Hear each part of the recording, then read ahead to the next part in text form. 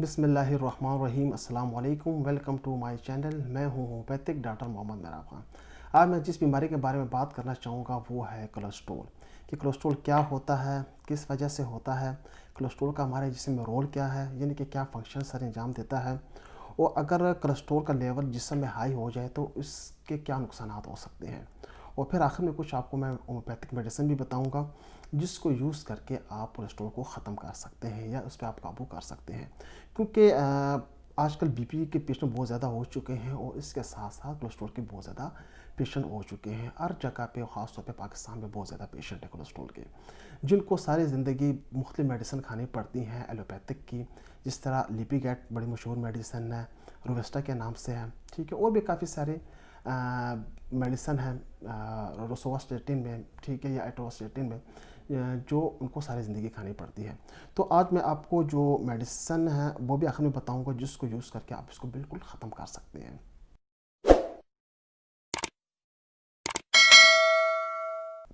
ये चलते हैं वीडियो की तरफ। सबसे पहले मैं आपको कोलेस्ट्रॉल बताऊं।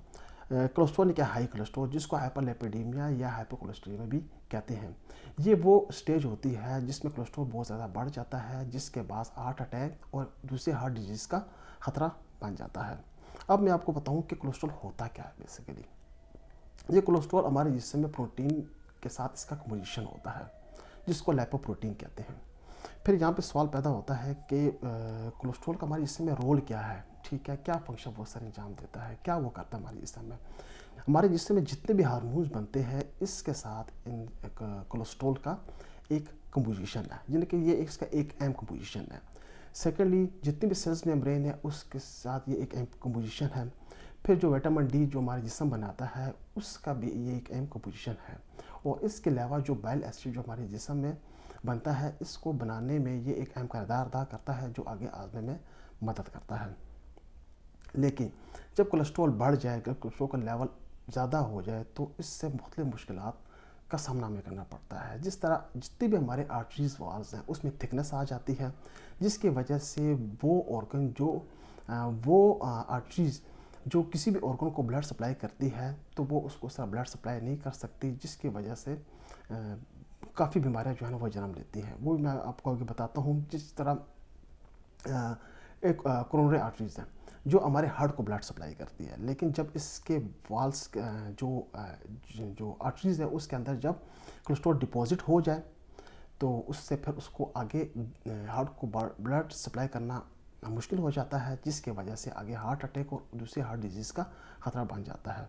और इस तरह एक आर्टरी जिसको कहते हैं करोटिड आर्टरी, जो हमारे ब्रेन को ब्लड सप्लाई करती है, तो अगर उसमें जब ठीक है कोलेस्ट्रॉल डिपॉजिट हो जाए तो उससे फिर ये होता है कि आगे स्ट्रोक और ब्रेन हेमरेज का ख़तरा बन जाता है।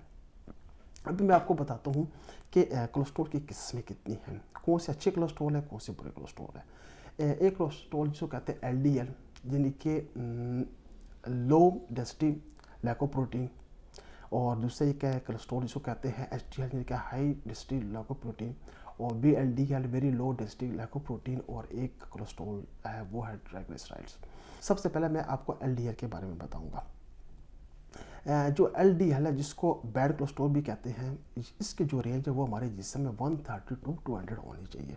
जब ये इससे बढ़ जाता है तो फिर आगे जो हार्ट की बीमारियां हैं वो जन्म लेती हैं, ठीक है।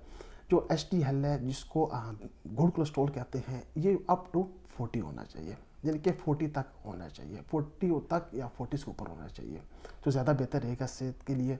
और ये हमारे जो ओवरऑल कोलेस्ट्रॉल है उसके 25% ये उसका हिस्सा होना चाहिए। फिर एक है ट्राइग्लिसराइड। ट्राइग्लिसराइड ये भी तकरीबन 100 टू 160 होना चाहिए, और जो VLDL है ये अप टू 35% होना चाहिए। अब मैं आपको बताता हूँ कि LDL के सोर्सेस क्या हैं। देखिए LDL जो हमारी जो इसका बड़ा सोर्स है वो है जितने भी एनिमल्स जो सोर्सेज हैं वो इसका मेन सोर्स है, यानी कि एग्स, फिश, मीट वगैरह, ठीक है। तो ये जो चीज़ें मैंने आपको बताई, यानी कि सेल्स मेम्ब्रेन के लिए, विटामिन डी के लिए, या बाकी जो जितने भी हार्मोन्स के लिए, ये इसके लिए जितने भी अकॉर्डिंग टू बॉडी ये हमारे लिवर अपने अंदर सिंथेसिस करता है, यानी कि तरतीब उसने दी होती है, लेकिन जब इसको हम यूटिलाइज़ नहीं करते, जो हम ज़्यादा मीट्स वगैरह या एनिमल सोर्सेज लेते हैं, तो फिर आगे कोलेस्ट्रॉल में ये चीज़ें बदल जाती हैं। एच डिपेंड करता है हमारे लाइफस्टाइल पे कि हम खाते हैं किस तरह है, यानी कि सब्जियां कितनी खा रहे हैं, स्मोकिंग तो नहीं कर रहे हैं, वॉक पे जा रहे हैं, खाने पीने का टाइम ठीक है, ड्रिंक तो नहीं कर रहे हैं। जब आपकी सारी चीज़ें ठीक रहेंगी, आप अच्छी ज़िंदगी गुजारेंगे, तो ये खुद ब खुद बढ़ेगा।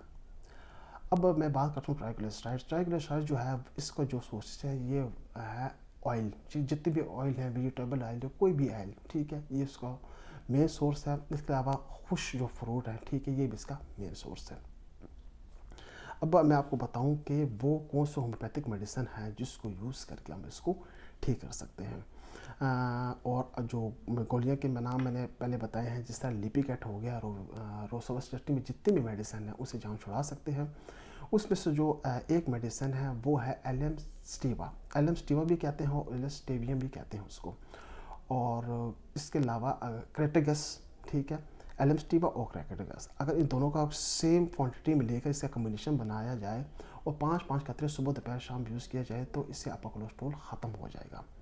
और एक और आपको मेडिसिन बताऊँ, वो है कोलेस्ट्रेनियम के नाम से 3x, दो गोलियाँ सुबह दोपहर शाम खाने से 5-6 महीने खाने से आप कोलेस्ट्रॉल को मुकम्मल तौर पे ख़त्म कर सकते हैं। तो इस तरह आप परहेज़ के साथ और होम्योपैथिक मेडिसिन यूज़ करके इसको हमेशा के लिए ख़त्म कर सकते हैं। तो आज की वीडियो आपको कैसी लगी, कमेंट में ज़रूर बताइएगा। अस्सलाम वालेकुम।